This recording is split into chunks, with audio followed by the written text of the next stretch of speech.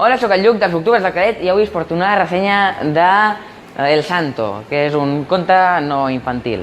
Aquest conte és un conte d'edicions Cal·lígraf i realment la gràcia del llibre no és només la història, que està bastant bé, sinó el fet de que té una banda sonora per llegir, o sigui, per escoltar mentre estàs llegint.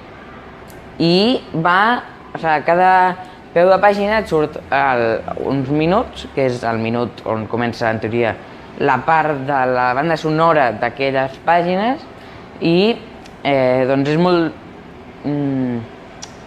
divertit veure, o sigui, escoltar la música i com s'assembla, o sigui, té tanta relació amb el llibre i una cosa que és la primera vegada a la meva vida que he llegit un llibre això, escoltant la banda sonora.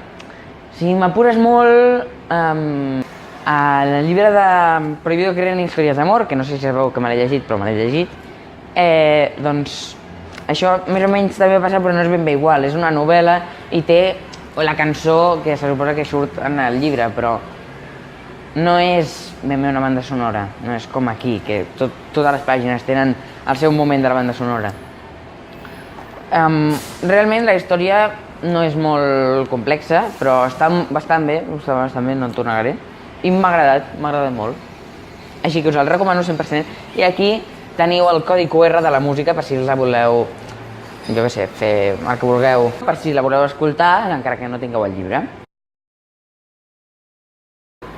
Aquest llibre té unes il·lustracions que realment amb la música que hi ha a les pàgines concorda molt bé, interacciona perfectament i et crea com una història en el teu cap, així tot barrejat i queda super guai.